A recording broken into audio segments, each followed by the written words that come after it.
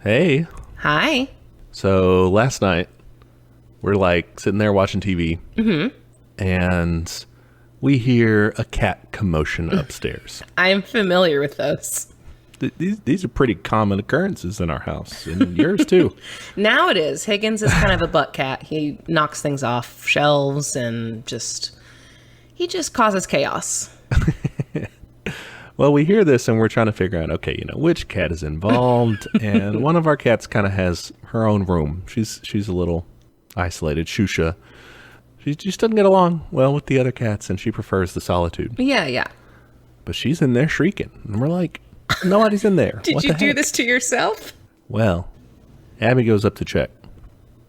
And there was a cat outside on like the roof. Oh my God. It was like on the other side of the window, messing.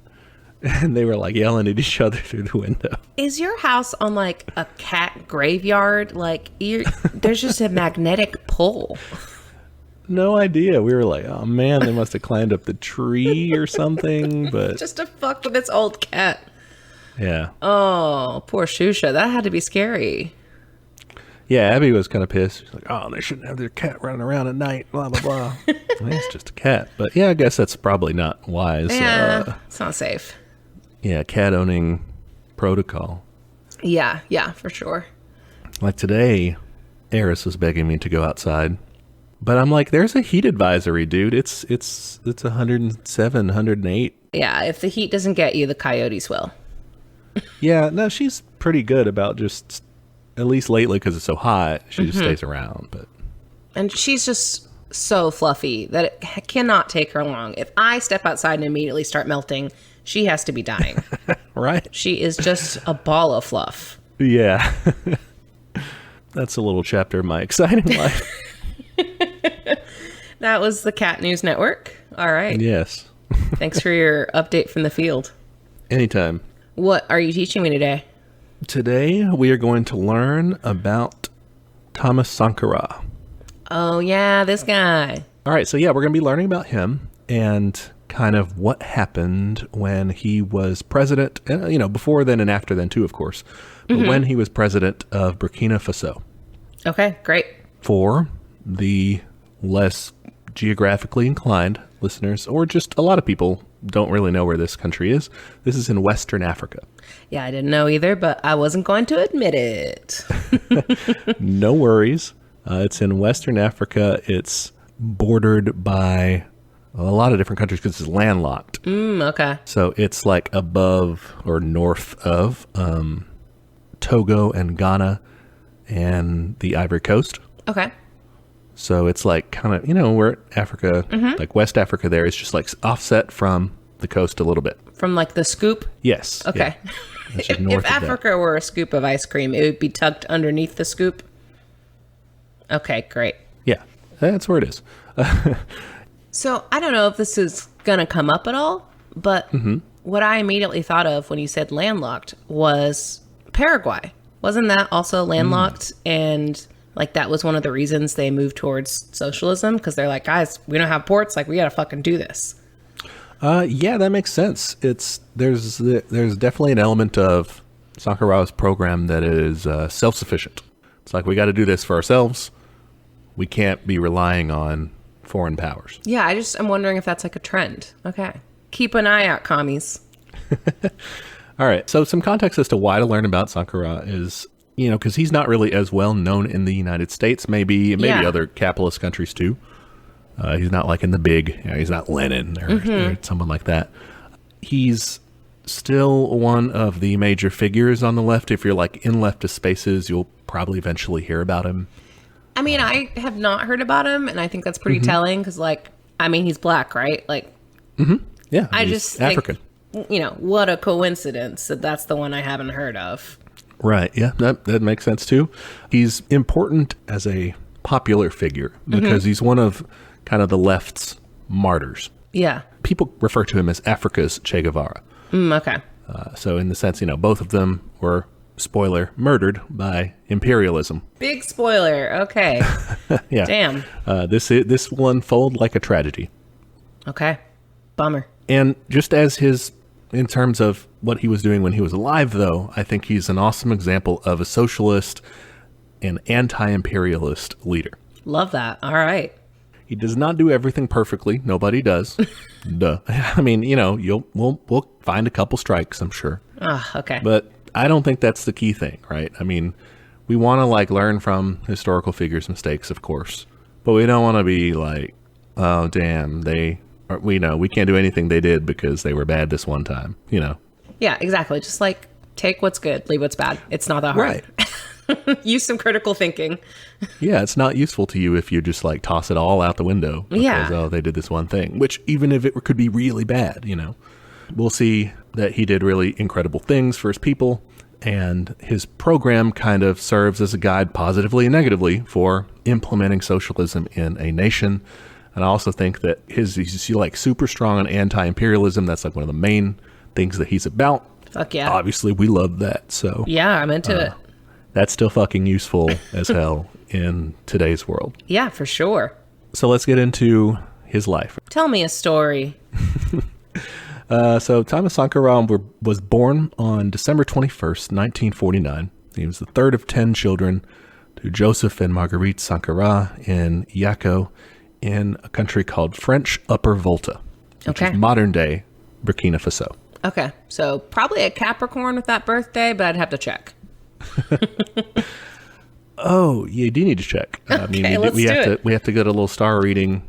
Well, so that you can kind of think about that in context as we okay, gotcha. All right, hold on. Do the reading kind of subconsciously as we go, and then we'll put it together. Yes. Let me do a Google. We've got, we don't know his time of birth. No. But we do know he's a Sagittarius. Okay. And a Capricorn moon. We don't have his rising. Okay. That's interesting. right. Interesting.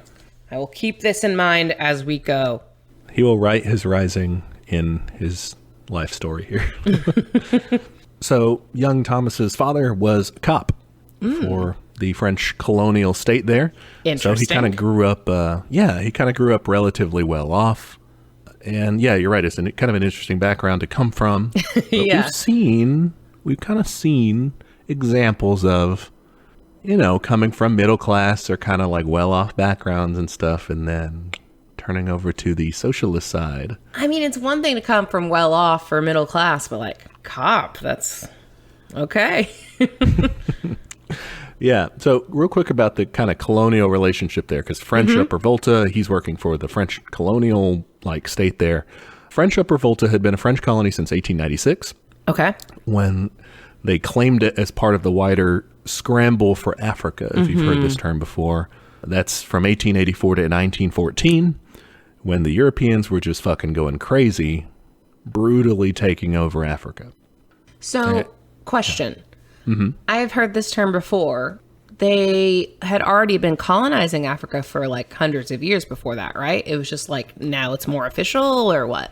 Not much of Africa had been colonized before that. Oh, so maybe only the coast or something? Yeah.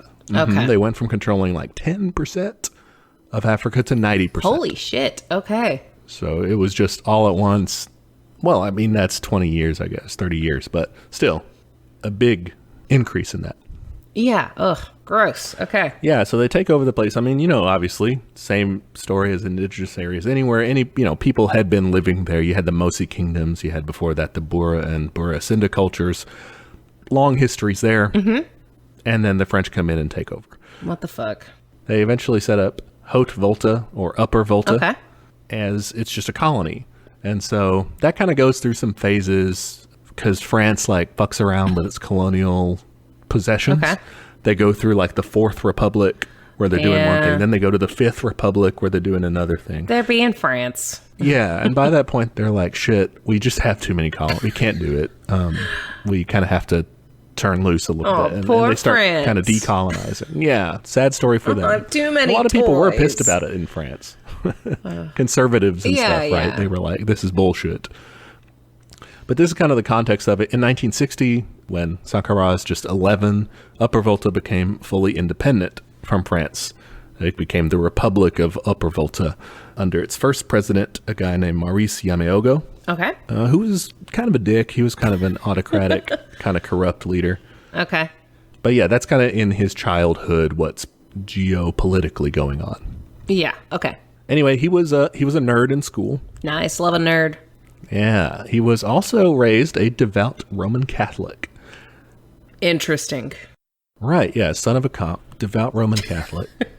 Not the direction you see him going, but all right. Not usually. But landlocked nerd, maybe we need to look out for like some radical from Kansas. I don't know. Or Iowa. Or Iowa. We love Iowa. The priests and his parents, they wanted him to go on to seminary. Oh, shit. They're like, yeah. Come on, go be a priest, you know. You're smart. You could do this. And he kind of like thought about it, but he decided instead to finish his secular education and then go on to enter the military academy in 1966. Okay, this guy's taking some twists and turns. Yeah. Cop, potential priest, then soldier. Okay, we'll see. Okay, yeah. I was thinking the same thing, kind of reading into this, like, what? For one, it was good scholarship money. Yeah. That was like, okay, I got you. I know why. First, right off the bat. Now I understand. For another, the military had actually just taken part alongside with like a general strike and widespread protests in ousting that guy that I mentioned earlier. Oh, the Yamaoka. dick president. Mm-hmm. Oh. They ousted him in favor of General Sangolay Lamizana. Okay. This was January 3rd, 1966. So people were kind of seeing the military as like maybe a modernizing force, something that could maybe make the country less corrupt. Okay. Interesting. Strange, right? Weird, but... Yeah, they kind of saw it as progressive, and we're like, that the military is not that. But yeah, can you imagine the military doing a general strike or participating in one? That'd be insane. They'd be the ones stopping the general strike. Yeah, but things were different there. While at the military academy, Sankara encountered a recurring guest for our program, the radical teacher. Oh, yes, I love those. This guy was named Adama Toure, and he taught Sankara history and geography, but he was also a secret leftist. Nice. And he recruited his best students into kind of an informal, cool discussion group about cool leftist stuff. Great. Yeah, so basically the nerds of his class, like they were going discussing like anti-imperialism, neo-colonialism, communism, the Russian and Chinese revolutions, and liberation movements throughout Africa. That's amazing. Would love if I had been cool enough as a teen to get picked into a secret communist society, but I was not. Nor was I. we missed that. Yeah. This is kind of a way broader topic than we have time for, but we can kind of oversimplify it to kind of understand Sankara's like historical situation. Okay. But Africa, we mentioned, you know, obviously had been severely fucked over by just colonization. Oh, yeah. But after World War II, Europe was buried in debt and really couldn't as easily afford to keep dominating those colonies. Okay. So that's why we said France started getting rid of its colonies. This was part of a wave of decolonization in Africa from the 1950s to the 1970s. Cool. Sometimes it's super oversimplified, but sometimes it was like more peaceful. Sometimes it was very bloody. You had like a long war in Algeria from 1954 to 1962. Like hundreds of thousands of people were killed. Yeah. Whereas some places it was like, I mean, people were killed, but like not as It many, wasn't more as bad. protests and stuff. Okay.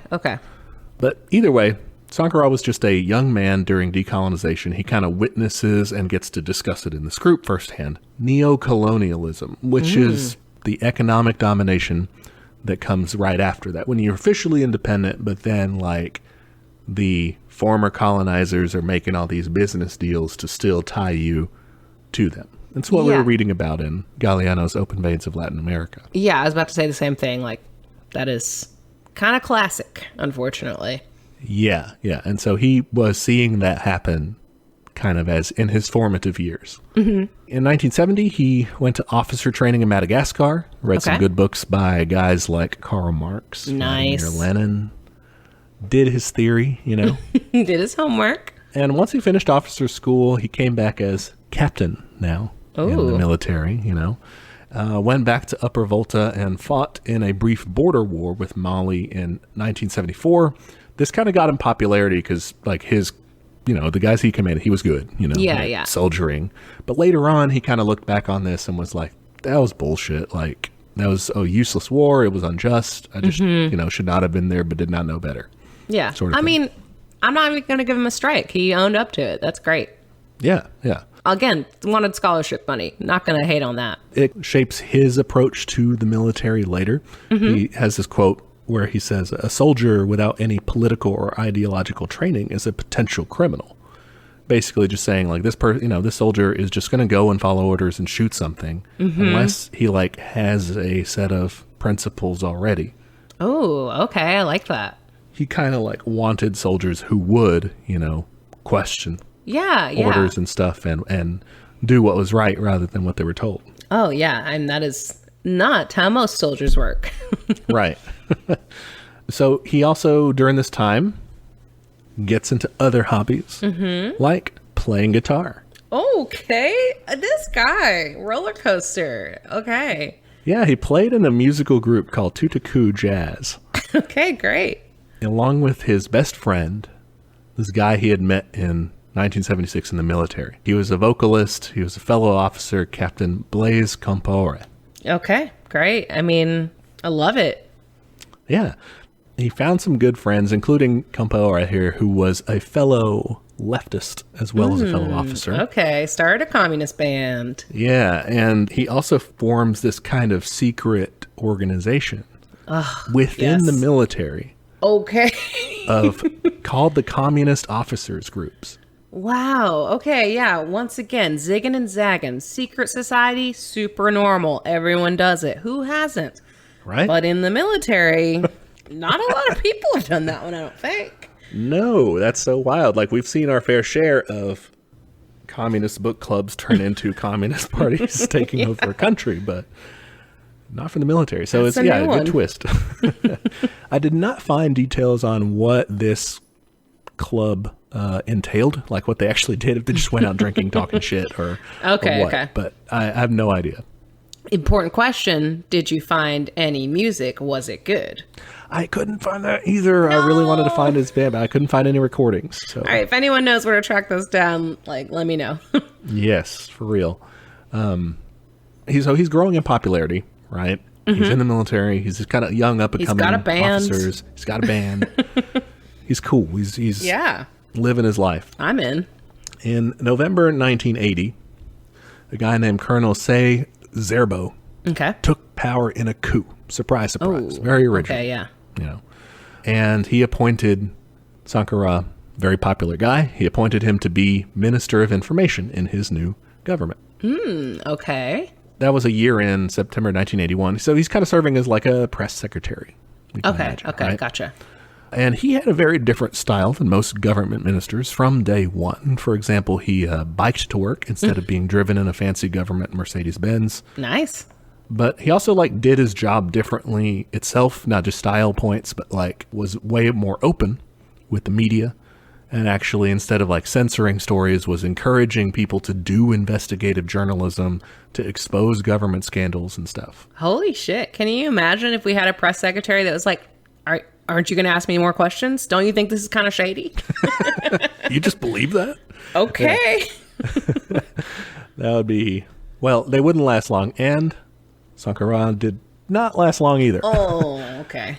He ended up resigning April 1982. Okay. Because that Zerbo guy started out kind of cool, ended up being a dick. Okay.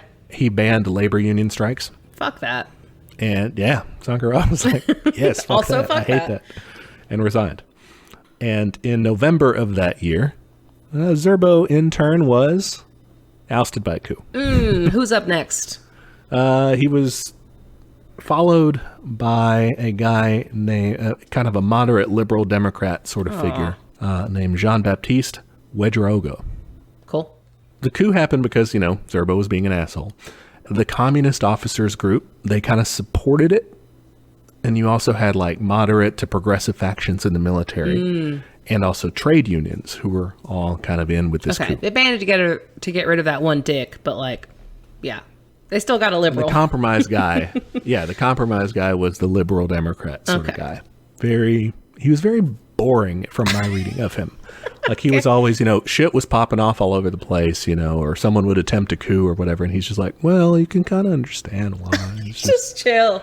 Let's all calm down and stuff. All right. President chill. Yeah. But he was very, capitalist. I mean, Sankara by this point is kind of a little more openly leftist. Yeah. He's selected actually as prime minister, and he starts touring communist and socialist and non-aligned countries. Ooh, okay.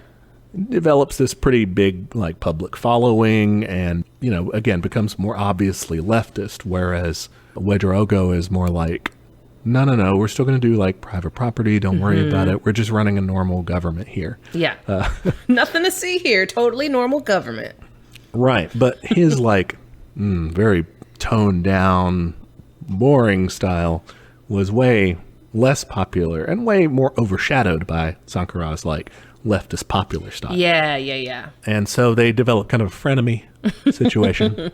Okay. On May 16th, 1983, kind of tired of dealing with Sankara's shadow, Ouedraogo also ended up meeting with a guy named Guy Penne, who was France's advisor on African affairs. I don't like this. I smell a rat. And then decided, what's a good idea conveniently after talking to that guy is I'm going to purge my government of anybody who's anti-French or leftist. Okay. Cool. So he does that. How is everyone not anti-French after having been colonized by them? I'm anti-Spain and I'm half white. No offense, Spain. You're cool now. We did a whole episode on you. I just get to make fun of you sometimes. Well, the more prosperous kind of middle class, the exporters, anyone who's doing business with them, they like them. Yeah. Because they make them rich. Ugh, gross. Okay, does a purge. So yeah, he gets Sankara and some other officials arrested. Meanwhile, Compaoré, his best friend, he escapes. He starts organizing a resistance to kind of try to break Sankara out / take over the government. Fuck yeah. And meanwhile, people take to the streets. They start demanding that Sankara is released. Hell yeah, that popularity is paying off. Yeah. Ugh. It's at this point it's kind of an on again, off again series of him being released or put into house arrest or being rearrested. Jesus, okay. It's a cycle, but at some point, Ouedraogo, the president, right, he realizes, man, I've kind of pissed off too many people. Sankara is too popular rather. He agrees to have a meeting with him and says, look, it's over for me. I'm going to resign. We'll do a transitional government. Wow. Because again, this guy's super boring, doesn't really have any fight in him. He had that one, he was I guess he was really feeling it after that meeting with the French guy. He's like, I'm going to do this. He talked him up, But he was back to his usual self and was like, oh no, never mind. I love this plan to take over the government via starting a book club, starting a band, and getting popular. That sounds great. That sounds like a great experience. We got to put some planning into it, I think. But yeah, it could work. We got the book club. We just have to start a band and become more popular. Yeah, it's only a matter of time. And we have boring ass Joe Biden in office, so this could happen. We have to get arrested a few times. That part sucks, but it's fine. Yeah, it should work. Eventually, he'll sit us down and be like, "Well, you guys are you're too cool. You're too cool, Jack. Cool, Mac." Or Mac. I always say Jack.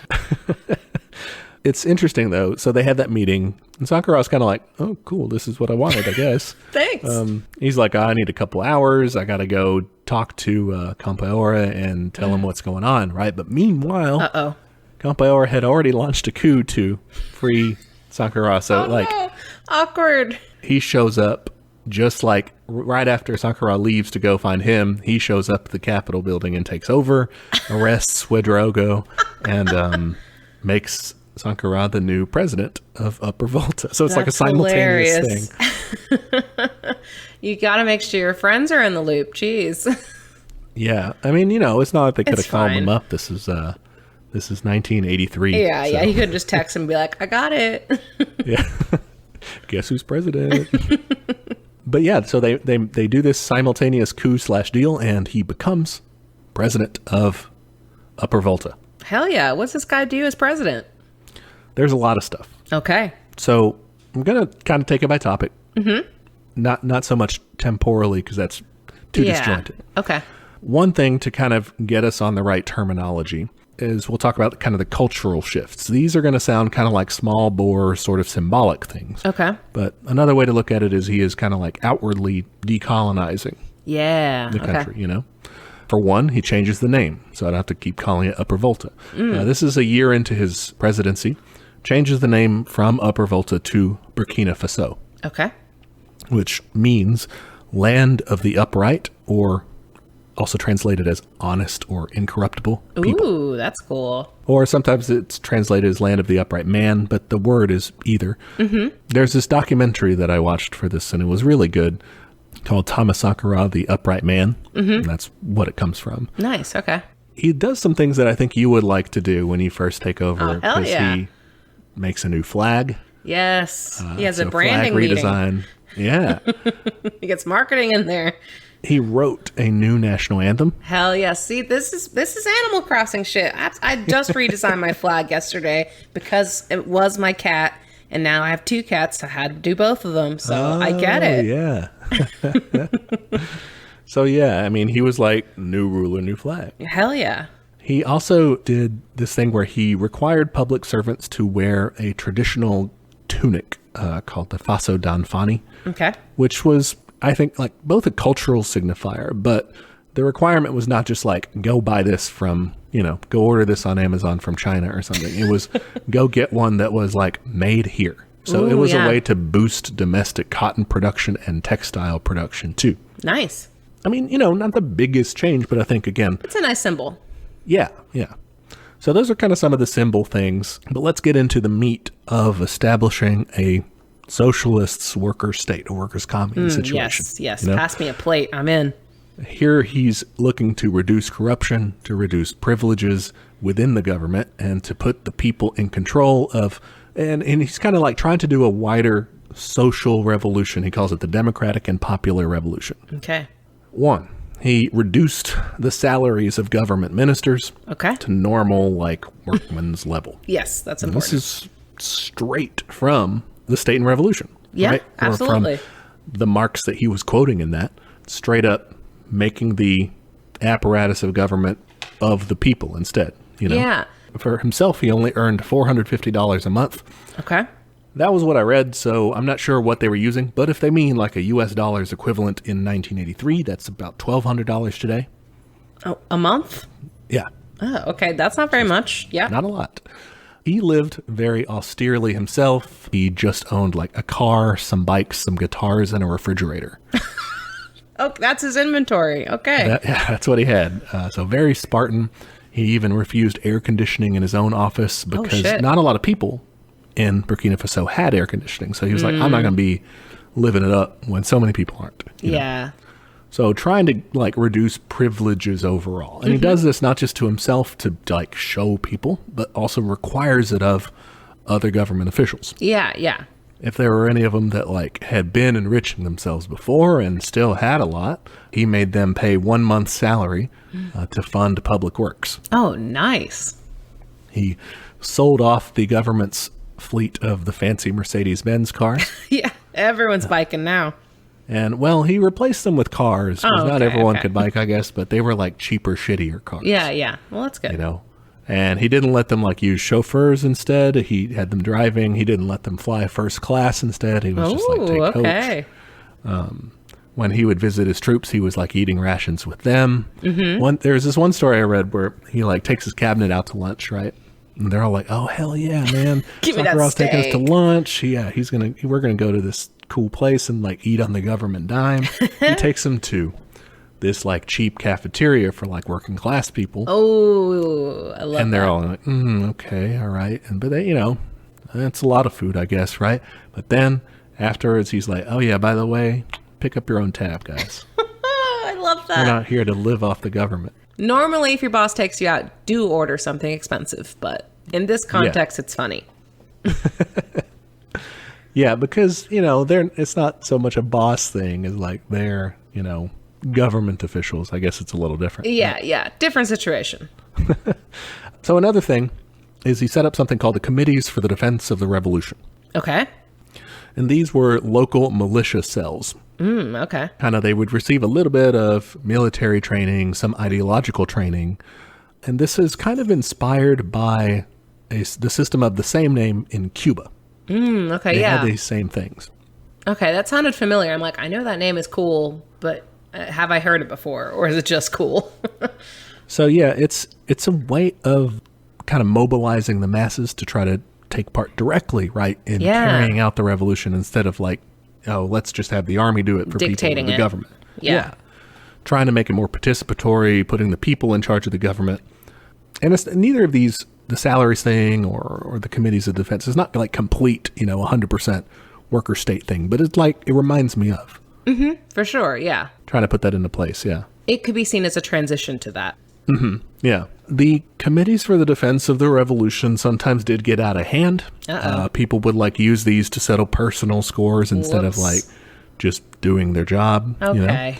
And Sankara tried to like tell them, don't be assholes, but What are you going to do? some of them did. It also kind of clashed with the traditional like tribal Mosi people. Okay. Who they kind of had a chieftain hierarchy arrangement, and it was their traditional way of life, but it was kind of exploitative. Okay. I mean, because you had like the chief in charge or whatever, and they could like get forced labor from people in their, tribe, or they demand tribute payments. They like were the law in the area that they administered. So that was kind of taken away. Like they didn't have that judgment part that was that was separated from them. They could no longer, forced labor tribute system. Those were abolished. Okay. So it's kind of controversial in terms of stepping on their toes, I guess. Yeah. But it was also kind of good because they were doing some bad things. Yeah. Okay. That's kind of rough. That's a weird situation. Yeah. Yeah. He also set up a justice system called the People's Revolutionary Tribunals. That's a great and scary name. Well, it kind of let the workers and peasants kind of participate in and monitor trials, especially those perceived to be enemies of the revolution. It's kind of like inspired by Cuba, inspired by the Soviet Union sort of thing. Yeah. Where you kind of ended up with the revolutionary like tribunals of various sorts. So those usually end up with like big purges, lots of like death. Did that happen? They did. I don't think we're typically death penaltying people. There are people who get like exiled or like expelled from public service, or there was one, this guy mentioned suspending people. I don't know if the translation was weird or what, but that one sounded kind of bad because what they would do is just like for a while, maybe they only did this for high up government officials or something who could survive, because they would make you work like, but for free. Oh shit. Oh. So if that was for like, I don't know, I would support that for like a government official caught with corruption. Oh yeah, I would just be like, bitch, come in, do your job. You ain't getting paid. Because it's not, I mean, that's hardly slavery really, because like you're a government official. You're not breaking your back anywhere. Yeah, that's fair. And you're not like starving for it. Yeah, exactly. Like but if it was for regular people, that would suck. That would suck. I would be opposed. I don't have details on who received those sentences. That was just in the documentary. Interesting. This kind of targeted previous government officials or corruption or tax evasion, but it also targeted like people who were deemed lazy workers. And also suspected counter-revolutionaries. Okay. It's kind of controversial as any sort of revolutionary style justice system is, especially with like the more rule of law crowd. And I think we end up kind of exposing a little bit of liberal bias ourselves in terms of being like, oh, but like people having rights, and Yeah, the lazy worker one, I'm super curious about that. I don't know. That seems like it could go bad. Well, what if somebody showed up and was just like, I ain't working, pay me? Yeah. If you're like trying to build a hospital or something. Yeah, that's true. I don't know what you do, but I don't know what they're doing, actually. Yeah, and I don't know the punishment, and I don't know the system, I don't know the process. Or if that was like really the situation, or if it was just like, I don't like this guy, he's a lazy worker, So we don't really know for sure. But I guess it does remind me sort of our discussion of like the Red Terror and the Spanish Civil War, the Russian Civil War, is like, it does seem kind of unfair in terms of like following a set code sort of thing, you know? But overall, aside from excesses, which are not good, it does seem to kind of be a more or less an expression of what people wanted to do. Okay. You know? Sure.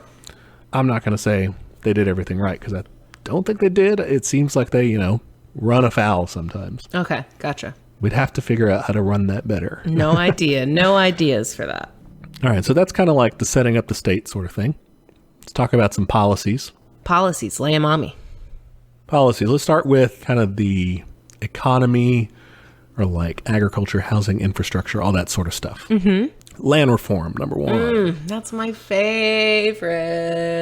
That would be inside my little communist locket. Like that's my number one is land reform. I'd have a picture of my husband, and then I guess I'd have to have pictures of all the animals, and then land reform. And just like some farms or something. Just some sort of icon representing that. Land reform, obviously, redistributing land from the large landowners. They also did irrigation and fertilization projects, and they boosted agricultural production. Nice. By doing this.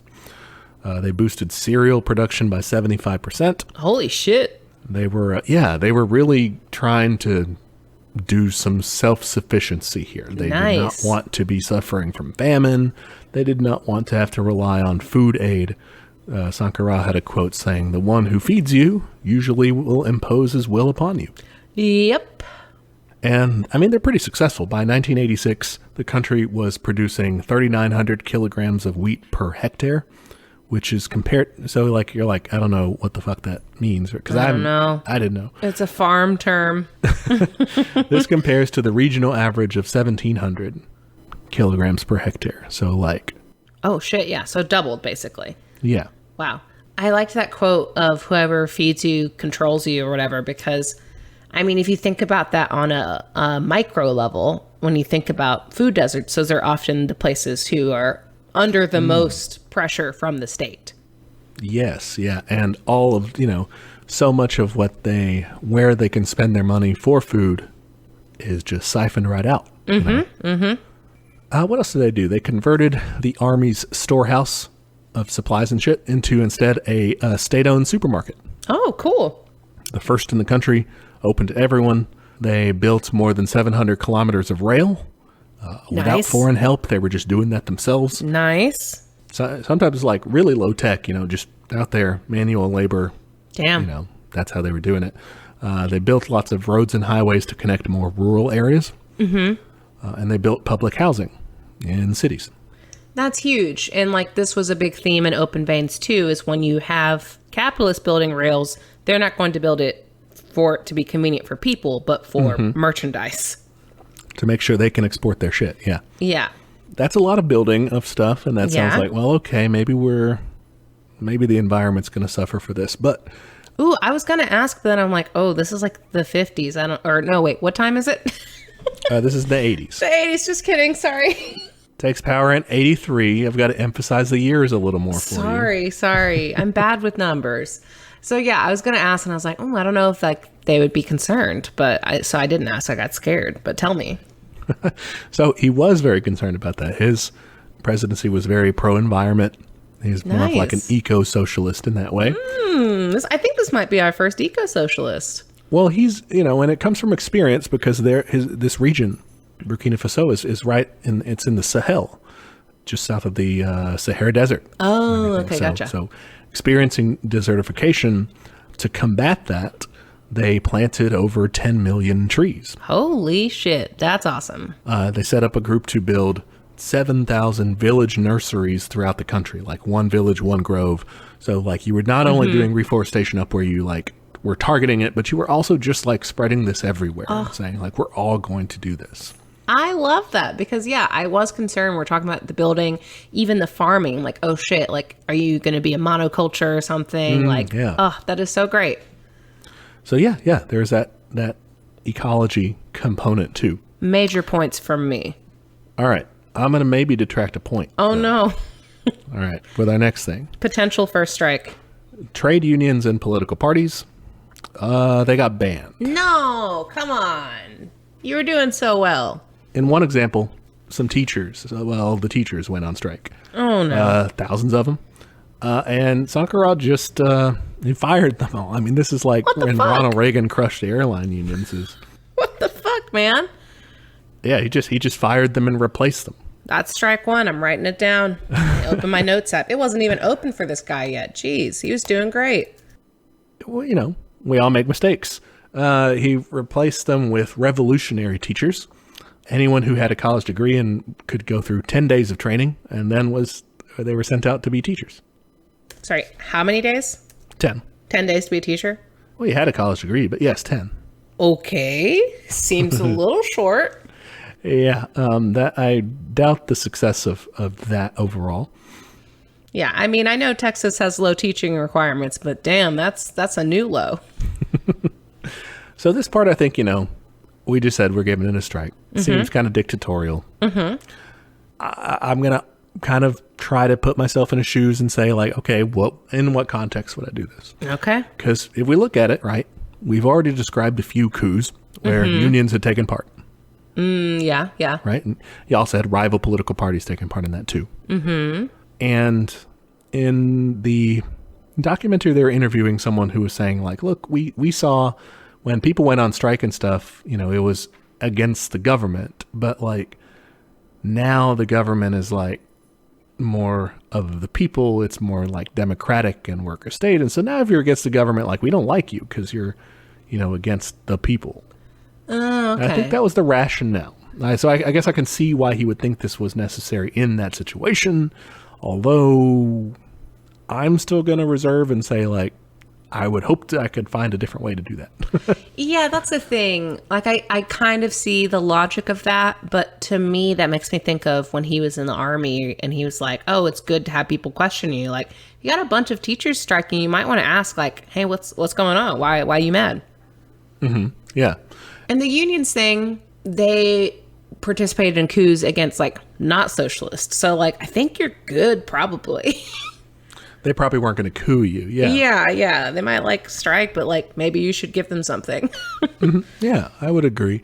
I don't know. I guess I wanted to do that partially because sometimes when we come away with, like, it just seems like someone did something bad for no reason. Like, they woke up one day and was like, I'm going to be a jerk. Blam, I was just pissed that day.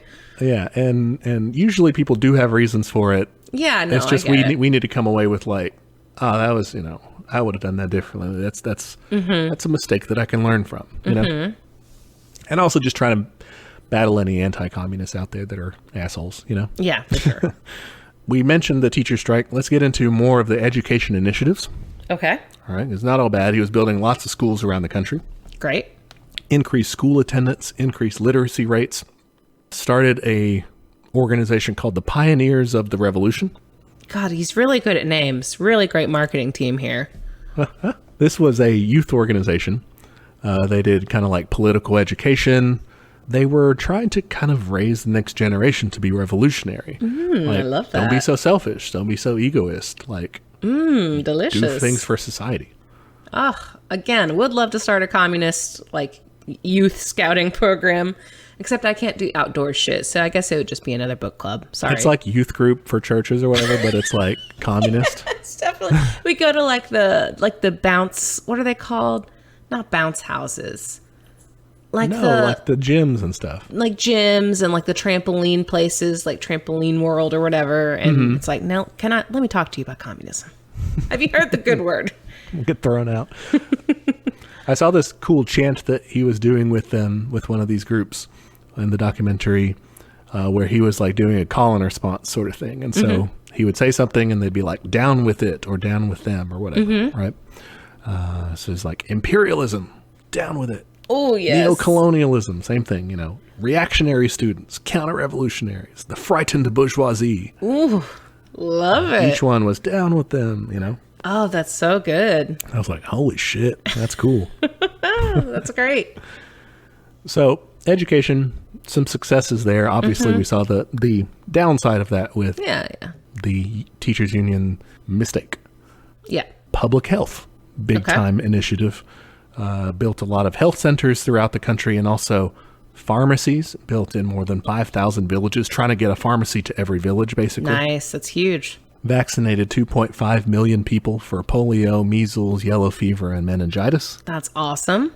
Reduced infant mortality rate. Also, kind of a more public health or like lifestyle change, maybe like encouraged mass sports, like team sports. Okay. Asking people to kind of like try to participate in those once a week. Also, like publicly did so himself, and like had his government officials like doing these soccer games and stuff. That's adorable. So yeah, like a lot of initiatives to try to care for people in that way. Yeah, I mean, I like that too, because it's not, as a fat person, it's not like, oh, we have to fight an obesity epidemic. It's like, oh, just like try to move more, and like, hey, here's a fun way to do it. It's cooperative. It's fun, you know. It's not like I'm going to scold you. It's like, hey, go kick a ball around. Yeah, it was also like, I think the emphasis on the team sports was kind of building camaraderie and stuff too. So. Yeah, for sure. Love that. Let's get to women's rights. Oh, love those. Definitely not an afterthought in Sankara's administration. He promised women's liberation, education, and participation in the revolution. Hell yes. And carried it out. He ended forced marriages. Okay, great. Good. Ended polygamy. Ended female genital mutilation. Oh, fuck yes. Okay. Or, you know, like outlawed these things. I'm sure people tried to do them or whatever. Yeah. And also did away with, what they would do is expel pregnant girls from schools when they found out that they were pregnant. So he stopped that. Yeah. Oh, that's awesome. And the documentary, he was talking to like this group of guys. He's saying like, you know, well, they do this, you know, when they find out the girl's pregnant, they expel her, but nobody even tries to ask who the boy is. He might be even sitting in the class. Oh, yeah, that's fucking true. And they just don't want to know. You know, and he was like, that's wrong. We're getting rid of that. Yeah, fuck that. He encouraged women to work outside the home if they wanted to, and to stay in school. Also promoted contraception. Nice. Admitted women into the military in full capacity. Wow, okay. Was the first African head of state to appoint women ministers to posts other than women's affairs. Wow, that took a long time, but okay. He was just like, I mean, he was basically across the board. Yeah, just anti-sexist. Yeah, that's awesome. All right, another thing, foreign policy. Okay. It was a big deal coming from a former colony. Yeah, for sure. The main antagonists that he faced was France's neocolonialism. You have other, you know, vulture characters like the World Bank, the IMF. Hate those guys. The International Monetary Fund, the IMF. And one of his big causes was debt. Okay. Because Burkina Faso, for so long in this neocolonial relationship, had been building up debt. Once again, see open veins for our feelings on IMF and the World Bank. I believe that's part 2 of our discussion. Episodes 36 and 37, if you want to find the open veins episodes. Gotta be one of my favorite books we've read, maybe ever. And I think it's a really good one if you are more of a newer listener, if you're not wanting to go through the whole backlog. I get it. That one's a good one, as like we touch back on that a lot. So, all right. Anyway, those guys are the baddies. So one thing he did, Burkina Faso rejected aid from the IMF. Great. And overall tried to reduce reliance on foreign aid. That was part of the big agriculture push, was let's make enough for ourselves so we don't have to ask these people to come in, give us help, and then ask to be repaid later, you know? Exactly. Yeah. I don't want your help with strings attached, please. Right. He also tried to organize African nations together to collectively repudiate their foreign debt. Ooh, okay. I like that. This was awesome. So I found this in the documentary and then went to like read the speech also. And it's a speech he gives to the Organization of African Unity. Okay. And he says, you know, we're actually rich. We're this impoverished country, but we're actually rich. Africa's rich in natural resources. We're developed enough to have our own market. We could do these things. We don't have to rely on the colonizers to be dependent on them.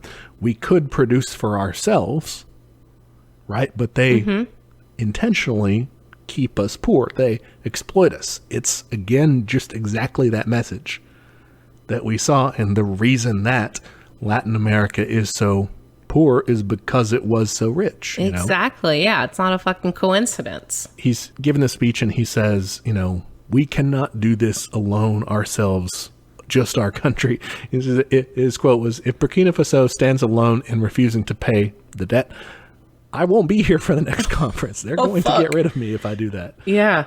We, basically saying like, right, we have to stand together. We have to avoid, being individually picked off, individually brought into line. We have to actually have some international solidarity. Yes, I was going to say that is delicious. And that is an important piece. That was an awesome speech. He also had one that he gave to the UN General Assembly where he was talking about, he has this very, internationalist view of things and a big focus on solidarity. And I get that it's just a speech, okay.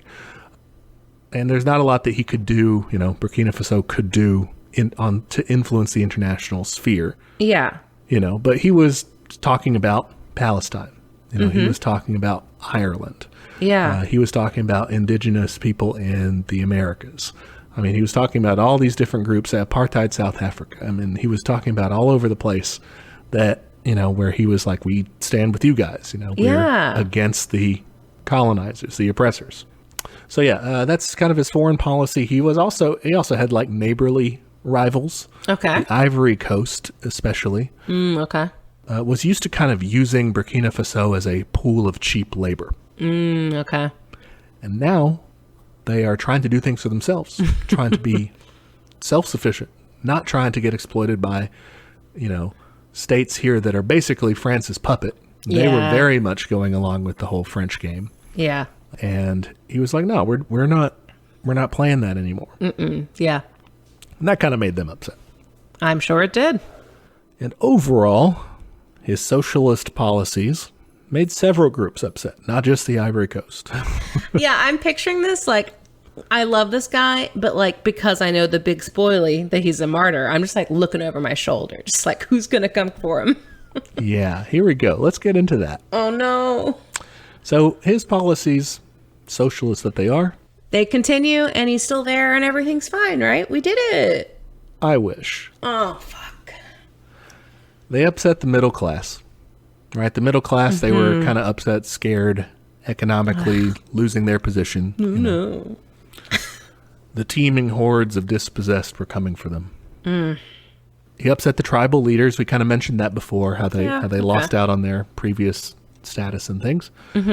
And neighboring nations we mentioned, and not just the Ivory Coast, but any of the nearby countries that were ruled by kind of a neo-colonial sort of puppet administration. Yeah. Any of them who were really going along with France, and we'll get into that in a bit. They were scared that their people, just like we've discussed so many times, right? They were scared that they would get onto that cool shit, that socialist shit, that communist shit. Oh, if only it wasn't so cool. Right? To stop them, they were wanting to stop the menace of communism. Wow. Okay. And of course, France was still secretly dominating West Africa at the time. Yeah. And they did not like Sankara setting an example of someone being, a successful opposition to their kind of order. Oh, so the U.S. didn't poke its fucking dick in here for once? We'll slightly mention the U.S. Oh, no. They can't keep it in their pants. No, they cannot. According to some accounts. Okay, and that's why we'll slightly mention them. But I want to focus on the France thing real quick. Yeah. Because this is messed up. We know they're doing neo-colonialism, right? But they were also doing some kind of extra fucked up stuff. Okay. They had this messed up system called France Afrique. It sounds like a disco album, like an ABBA album. Yeah, it doesn't sound bad, but it is messed up. Okay. It's kind of their own mini, coercive system that also has like straight up military components to it. So to me, the way I thought of it was kind of like a mini Operation Condor almost. For more on that, check out episode 50. It's a doozy. Yeah, it was a dark chapter. So France Afrique was also called Pré-Carré or backyard in French. Ugh, I hate that. A bad term for it. It's horrible terminology. Fuck. This was France's sphere of influence. Again, it's kind of neo-colonial domination of its former colonies, but there's also these covert efforts to manipulate the continent. It was secretly supported by the United States. Of course it was. Because this was seen as a way to combat the Soviets in the Cold War. Of course it was. But France-Afrique was set up by a guy who worked for the French government, a real asshole named Jacques Faucart. Okay. In 1960. And here's how it's set up. So the French president and his advisors would collaborate with like business networks. Okay. And the French Secret Service and intelligence services and stuff to make policy, make things happen in Africa. Okay. Through a number of methods. Okay. One, they maintained an informal secret network with African leaders. They built up this kind of weird family-like relationship network. Oh my God. Okay, this is the kind of stuff that's going to make you sound like you're wearing a tinfoil hat. Yes, except for there are documents on this. Oh, it's so insane. This was a real fucking thing. It had no government oversight, led to a lot of corruption. It kind of co-opts those domestic African leaders into seeing themselves as being broadly on France's side. So when we wonder, why are they supporting the colonial powers? It's because they've been brought into this cozy relationship. Okay. These networks could also be fairly easily built and kept in line through foreign aid. Oh, of course. Of course. Of course, right? The carrot always has the stick. And France made countries join a currency union, which meant that they could basically control the money supply of their central banks. Fuck. And they made them sign cooperation accords to be able to get the aid that they were giving. And so what those are, the cooperation accords meant that they would send French teachers and military advisors. And they would also get permission to just straight up maintain troops in the country and intervene militarily when they wanted to. That's insane. I'll do your taxes and your finances, but here's the deal. I'm going to come to your house with guns. I'm going to send you. Swim in your pool. I'm going to indoctrinate you. It'll be fine. Just sign it. And you have to. Yeah, also you have to do it. They also straight up did military interventions in Africa. They averaged around one per year. Oh, gosh. From 1960 to the mid-1990s. Oh, my God. Okay, great. Crazy stuff. And that was literally all going on. Okay, so French Condor. And it goes on through several administrations. Like, this is not just like one guy's fucked up idea. I mean, you have conservative presidents. You have one of their socialist presidents, Francois Mitterrand. Damn, who okay. also was doing this. Like, he was big time into it. Even though the Socialist Party had been like, no, we're anti-imperialist, blah, blah, blah. He was like, fuck it, whatever, I'm doing it. Fuck that. Ugh. Yeah, asshole. Yeah, not a socialist in my book. So anyway, one of France's puppet regimes was, like we said, Ivory Coast. Mm-hmm. It was led by this jerk, Félix Houphouët-Boigny. Okay. He had helped France before by supporting coups against their opponents in Ghana in 1966, in the Democratic Republic of the Congo in 1967, and in Benin in 1977. The Congo being, didn't like Che go there? Che went, yes, and also then went to Bolivia, wasn't it? I think so, yeah. So he had done this before. He knew how to play the game. He liked France. He was so close to France. Like, he was their guy. And by 1987, he was ready to get rid of Sankara for upsetting his usual labor deal. We talked about that.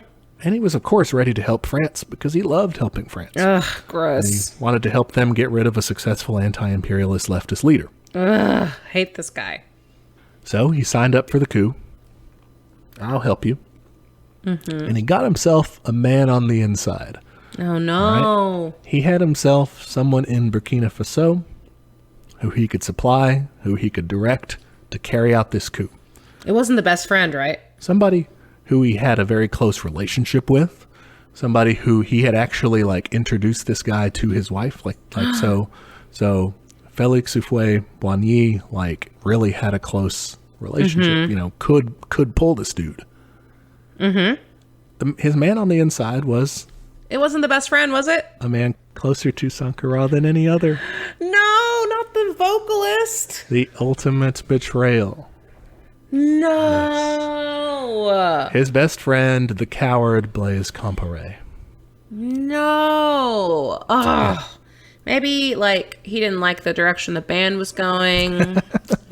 Well, they never practiced anymore. Well, he was still, though, in the government. Like, he was, in the army and doing things. He was part of the revolution that whole time. Shit. So he was still super close. No. But by 1987, kind of factions had arisen in the leadership and the people. And so you kind of had more pro-Sankara people and more pro-Compaoré people. Mm-hmm. Sankara kind of remained popular with like the common people, but those disgruntled elements, right? They kind of preferred the more moderate sounding Compaoré. Okay. Plus, he had kind of grown resentful, of the more popular, charismatic. This guy's Sankara. too popular. Everyone hates that. Right, yeah. And he was, he wasn't like, he wasn't, going to be persuaded to do anything more moderate. He was like doing socialism. He's like, why? Why would we do that? That's wrong, when Compaoré would try to tell him to do something else. Mm-hmm. The stage is set. And the crazy thing is, Sankara's captain, a guy named Boukhari Kabore, realized that something was going on. He realized the best friend, Compaoré, was like up to something, scheming against him, suspected that he was plotting to assassinate him even, and told Sankara, like, dude, we got to do something. Like, let me go arrest him. Like, yeah. This is messed up. We can't let this happen. And Sankara said no. He said, I don't know, like, where he was at, because he says friendship can't be betrayed. Oh no, he trusted him. And well, I mean, because Kabora said, like, no, I mean, like, there's no more friendship. Like, he's coming for you, and he's like, no, we can't be the ones to do that. They have to be the ones to do that. Oh, wow. Weird move. Yeah, I'm like, where would you be mentally if you're in that space? I don't know. I interpreted it as like he didn't believe the other guy and was like, no, he'd never do that to me. We're buds. See, I thought it was more like not willing to like face it or deal with it. He's just like, no, Interesting. I don't know. There's no way to like tell. Yeah. I was just kind of like, there's loyalty, but like, come on. Yeah. That's not very self-preservation minded. So they put the coup together. France, the Ivory Coast, Compaoré. There also may have been, and I couldn't really confirm this or like find much on it, but it was mentioned that there may have been some help from a Liberian warlord named Charles Taylor. Okay. Who had been a CIA asset for a long time. Of course. So yeah, it's always that connection. Shocking. I couldn't find a ton on that, so I just wanted to mention it, but not sure. Okay. And so on October 15th, 1987, Sankara is having a meeting with his cabinet, and Compaoré's personal guards bust in, and they gun Sankara down. No. They riddle him with more than a dozen bullets. Fuck. They also killed 12 other attendees at the meeting. Fuck. They dismembered Sankara and buried him in an unmarked grave. Holy shit. Okay. And his widows and kids fled the country for safety. Wow. Fuck. That sucks. Yep. And then the coward Compaoré took power.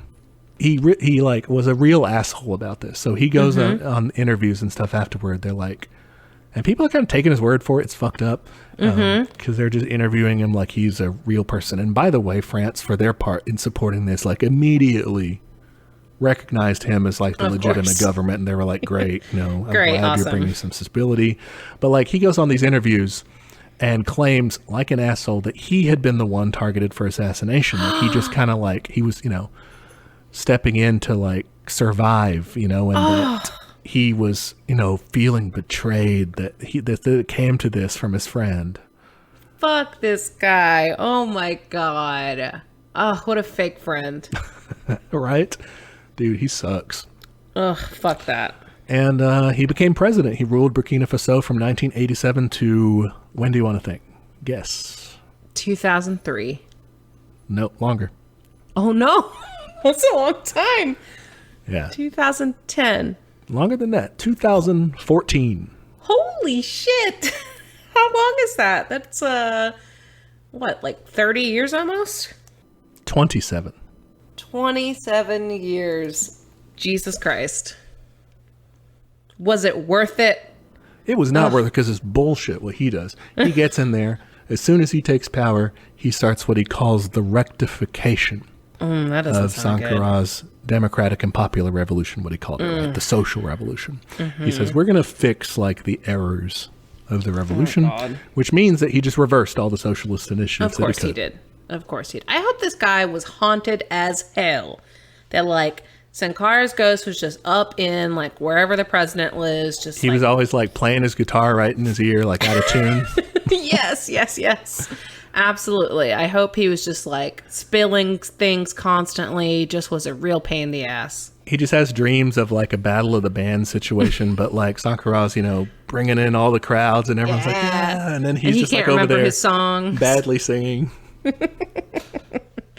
Ugh. So Compaoré was a real piece of shit we just saw, right? Yeah, absolutely. In power, he was also a neoliberal's neoliberal. He was deregulating everything in sight, privatizing everything he could, submitted Burkina Faso back to the neo-colonial rule by rejoining the IMF, God damn it. the World Bank. And he was also just an asshole domestically. He ruled with an iron fist, rigged election after election. That's how he was around for so long. Mm-hmm. He eventually does get a little comeuppance. People had enough of him. In 2014, he tries to amend the Constitution to stay president for even longer. And they were like, fuck you. And they revolted. There were protests, there were riots. They burned down some government buildings, and he eventually got scared and left. Good. Fled to his friends in the Ivory Coast. Of course he did. What a piece of shit. And so, that's kind of like the long aftermath. Mm-hmm. Burkina Faso now has a basically liberal democratic government, basically...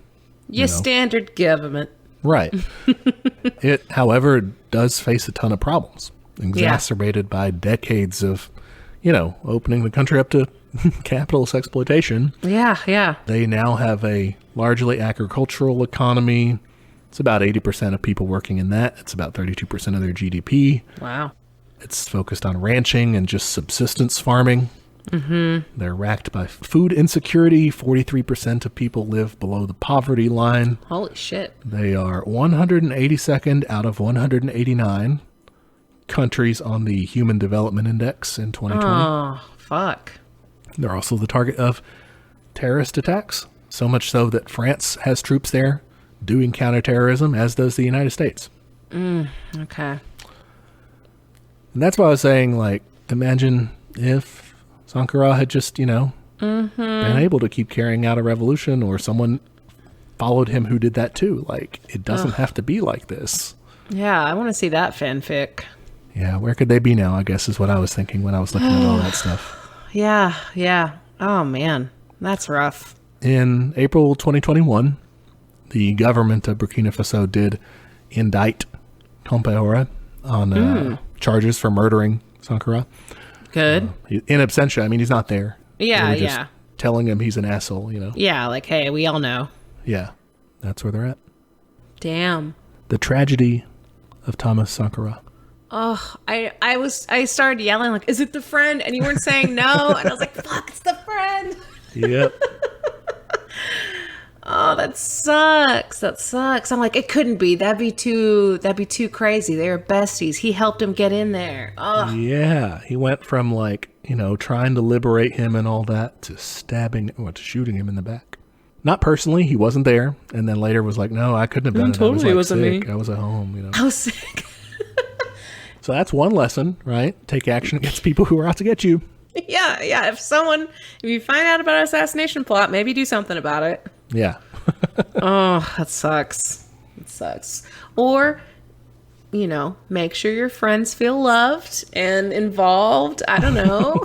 Maybe he missed some birthdays. I don't know. Does not justify an execution, but... No, for sure. I would say, though, that, just from what I saw, and maybe this was just in his, public speaking stuff, and maybe not so much in the interpersonal. Although a lot of people who were interviewed were like, Thomas Sankara, I still love him. Like, he's so cool, you know. But like in terms of his public speaking stuff, he was so like easygoing. I mean, like he was just like cracking jokes and like, you know, just like, and he could even, you know, while telling you a hard truth, while saying, you know, this is something we got to do. This has been messed up and we're going to fix it. Like still like able to get that across to people in an approachable way. Yeah. Yeah. That's huge. So one of the people they interviewed said, you know, he was very good at like taking the role of the little brother or the small brother. And, you know, in this way, he seemed less threatening and like could really criticize, you know, and he would go to like events with, you know, the French president, Francois Mitterrand, and would like criticize. I mean, there was this one where he was like, Mitterrand had visited Burkina Faso. And at one of their, you know, public events, he was like, you guys have blood on your hands for supporting the apartheid regime. Fuck yes. And love it. It was just like right there next to you. And then, you know, Mitterrand afterward just like, you know, we have some disagreements, but you know. Oh, that's so good. It's just, he could like talk shit. He could promise big things. He could get people behind a message.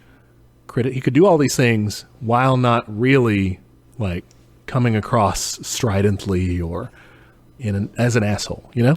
Yeah. It sounds like he just kind of knew, like he was just fucking popular. Like that's I feel like his main personality trait is just popular. Super popular. Well, okay. I did want to talk about that a little bit. This is our discussion section, right? Yeah. I think that maybe one of a criticism, I guess, of the overall arc that happened is, well, not too popular, but maybe too reliant on popularity. Like he was the center of that revolution and like he moved it. But when he was gone, we saw how easily it was undone. Okay, so the great man issue we got here. Yeah, there was a little bit too much of the popularity holding it together. And I know he did try, you know, to raise a next generation. And he wasn't in power too long. So maybe if he had been there for longer, it could have worked. Yeah, or like somehow raise the profile of some of his other people around him or something, just so there was like a more clear option if something happened to him. I don't know. Right, that's interesting. Because I viewed it as like, cool, this guy's popular. It's like a fucking mass movement. But yeah, you're right. That does fall into the great man theory trap of like, something happens to this guy, you're fucked. Yeah, and it's like, you know, when liberals are so happy they get, you know, a nice guy president in that can make some good executive orders, it's like, oh, dude, that all comes undone immediately as soon as someone else is in there. Yeah, it's just a waste of time at that point. Ugh. So I guess I'm not opposed to just being popular. Obviously, it helped, right? Yeah, for sure. But there has to be more. And again, he didn't have long, so it's not so much like a, damn, why couldn't you figure this out? The array of forces against him was quite large and powerful. So like, yeah, I don't think it's like this is his fucking fault for not taking care of this. I think it's, these people fucked him over. Yeah, and look how much he did in a very small landlocked country that had so much, you know, suffering beforehand and everything. He made, you know, a sizable difference in trajectory there. Obviously, it reverted. It went back to bad. Yeah, because this guy decided to be an asshole, and the forces of reaction were too strong. But like, it could have been better, you know. I also keep coming back to the fact that for me, and I feel like most people I would talk to would not know him, and I think that's really fucking telling. That one, like, he's black, he's African, and two, that like I was expecting at some point for like there to be a murder situation or like something. He had one strike. He fired some teachers. This guy didn't like do a whole bunch of murder or something. And so like fucking telling that we had this like pretty successful example of socialism, because you know that's everybody's fucking first question. It's like, when has it ever worked? Yep. And we don't talk about this one. Yeah. And, you know, again, I do want to say, you know, when they do the tribunals, when they do things like, you know, the defense committees and stuff, sure, there is excess. Yeah, but no executions, and that's huge. Yeah, I think that probably at some point I mean, you know, for example, when they took power in the coup, I mean, When they did took kill power some in the people. coup. But, like, that's just what coups are. Yeah, I just mean, you know, I guess I don't want to try to completely sanitize it, but you're right that, like, in a general scale, not that much violence. This is He not. didn't pull a Mao and be like, just kidding, we're doing purges, you know. Right. He didn't. There's not a big gulag system that, you know, while not too much different, honestly, in terms of scale versus the United States prison complex, still it's a prison complex which we don't like. Yeah. Nothing like that. There's not a big, like, you know, red mark on his permanent record, is what I'm saying. Again, the guy got one strike from me, which is, I think only Angela Davis has ever gotten that good of a score from me. Damn. Yeah, that's pretty good. Pretty good. And I don't know. I guess, like you said, he's surrounded by opponents. I think that's one thing we need to take from it is whatever projects put together, whatever actual existing socialist state. And we see this even now, you know, with Cuba. You know, with any place that's doing socialism in some way. There's, you know, all these countries that get super isolated once they are pursuing a socialist path. You know, I mean, that's something we'd have to be ready for. Enemies in every corner.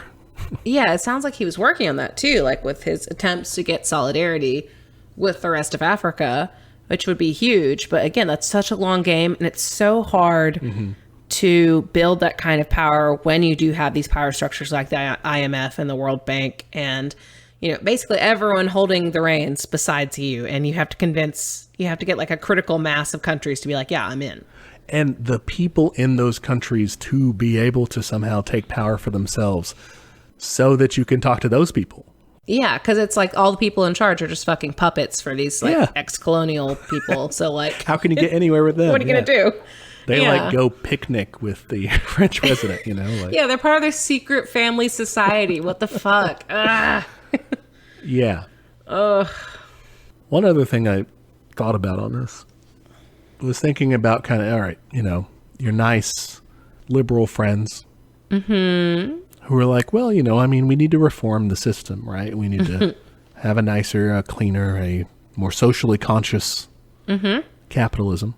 With that, the hidden side to like that nice version of capitalism is imperialism. I mean, it's neo-colonialism. It's all this that we're looking at. This is the brutal underbelly to that. Yeah, that's like, I feel like so much of that is the root. Like, if you get rid of everything but that, like, guess what? It's just going to grow the fuck back. Like, yeah, it's just there. Yeah, it's a global system at this point. Capitalism is going to do this to somebody. Even if you try to do it nicely, domestically, like it's going to impose, it's going to exploit people somewhere. Exactly. And the people who rise up against it, I mean, they have a habit of getting mowed down by their best friend's troops. You know, you encounter the vote blue no matter who crowd when you encounter, you know, people who are standing Elizabeth Warren or whatever. You know, they want to do a nice version of capitalism. This is like what it requires, and they probably don't know that, you know, or associate that because we don't talk about it. Like we don't acknowledge that imperialism exists. People think of it as an old ass British thing that like used to be a thing and now isn't. And like even when we do, it's put in these terms of individual choices of like, yeah, you should buy like ethical clothing so you don't like purchase from sweatshops or whatever. And I'm like, yeah, that's not going to dismantle the system of exploited labor. Yeah. Like they're still going to get fucked over. Yep. Ugh. I will say, I think this is our first like biography that had kind of a eco-socialist bent to it, and I loved it because like I was not expecting them to take that into account. I guess again I had my time periods off, but even in the 80s, like we were starting to talk about the environment more.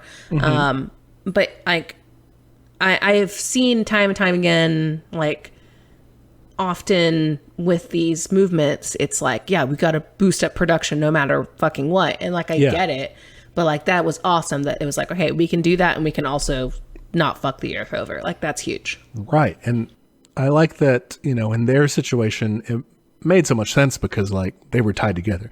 If you just decide to, like you said, monoculture it and ruin your soil, the whole place is a desert now. Good job. Like, you messed it up. Because they're right on the border. They saw it already happening. And they realize kind of, right, if we're going to be doing agricultural development so that we can feed our people, we need soil. We have to, fight. No, it's just the responsible thing to do. Even if you're looking at it from a pure yield kind of mindset, you'll get a boost in the short term, but long term you are fucked. And that was another thing in Open Veins too. There are so many monocultures there, and it just absolutely ravaged their environments, so that when they were trying to become independently sustainable, it was much harder for them to do that. Yeah. Kind of an American parallel to that is in, the Dust Bowl and the Great Depression and everything is, people were just looking out for themselves, not doing any sort of collective planning on that, and overplanting, everything and just ruining the soil, draining it completely out. And so it just blows away and everything. And part of the New Deal, as liberal capitalist as it is, sure, was getting farmers on board with doing basically environmental stuff, but in a way that was this is good for you because it means you will have soil. We're planting windbreaks, we're paying you to leave fields fallow so that we have soil for you. Again, this is not just you being a tree hugger. This is good for you, Yeah, exactly. Which I think maybe we have to do in terms of reaching a lot of people is it's not good enough to be the planet is dying and stuff. You have to insane. Sell it to them. The plot of every movie is the planet's in danger, but I guess that's fine if it happens in real life. Right. Yeah. So what?